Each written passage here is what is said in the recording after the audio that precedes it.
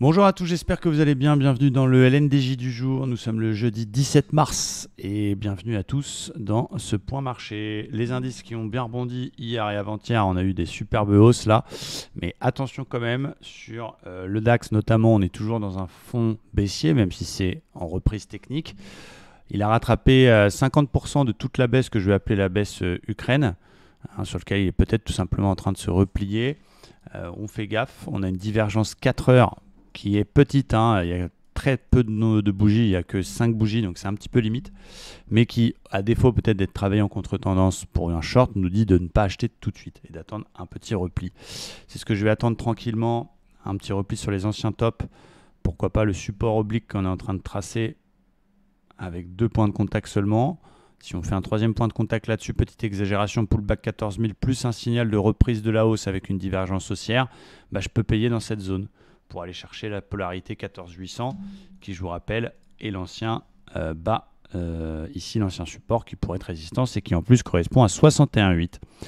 J'ai la possibilité de shorter, mais je ne vais pas me précipiter sur la divergence puisque le flux est quand même encore haussier et haussier de fond. Je vendrai si jamais malheureusement il casse ce dit support et qu'il pète les 14 000. Donc je peux vendre sous 14 000 points en cherchant des ventes à ce niveau-là.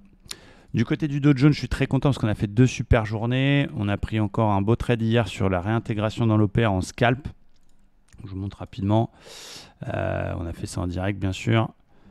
On a pris la réintégration ici dans l'OPR. On a acheté et on a été chercher le haut de l'OPR. Donc on a fait une très très belle journée. Très très content pour ça.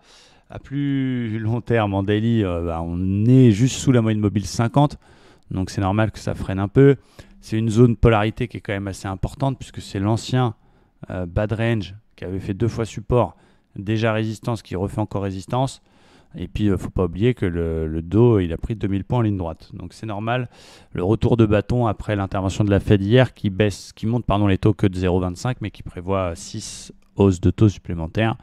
Attention quand même au retour de bâton à l'Open US. En attendant, il n'y a pas de diff 4 heures, mais en 1 heure, on vient de valider un double top. J'ai pas très chaud pour shorter ce flux haussier, peut-être à tort. Il faudrait être systématique et dire ok, double top validé, je vends, je vais chercher les 32 600. Je vais attendre pour shorter qu'on retourne le flux. Donc ça veut dire que si on casse les 33 600, je pourrais shorter. Et tant qu'on est au-dessus de la moyenne mobile 51 heures, je profiterai de cette vague de repli pour éventuellement payer. Même si je serais beaucoup plus serein au-dessus de 34 000. Parce que pour l'instant, on voit bien la polarité que je vous ai montré en daily qui bloque. Un plus haut, plus bas que le précédent. Un plus bas, plus bas. Donc, on est peut-être en train de retourner le flux intraday. Voilà. J'ai plutôt envie d'attendre sagement soit qu'il casse la MM50 pour éventuellement vendre sur un rebond, soit qu'il passe les 34 000 finalement pour se dire ok, ça y est, il y a eu la polarité qui a été obstacle, mais elle est passée. On attend un petit throwback, on achète. Donc là, tant qu'on est entre les deux, c'est un niveau qui est obstacle, mais en même temps, le flux reste quand même très solide. Donc, je vais attendre vraiment quelque chose de sérieux pour travailler le Dow Jones.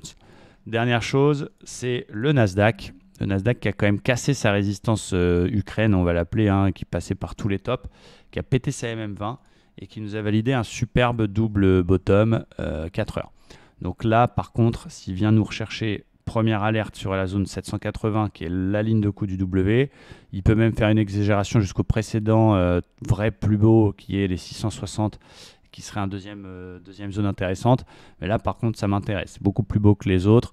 Donc, je vais éventuellement cet après-midi payer le pullback W, ligne de coup, résistance cassée vers les 780, voire une exagération un tout petit peu plus bas. Voilà pour les indices. J'espère que c'est clair pour vous. Je vous souhaite à tous une très très belle journée. Restez prudents et à très vite. Merci à tous. Ciao.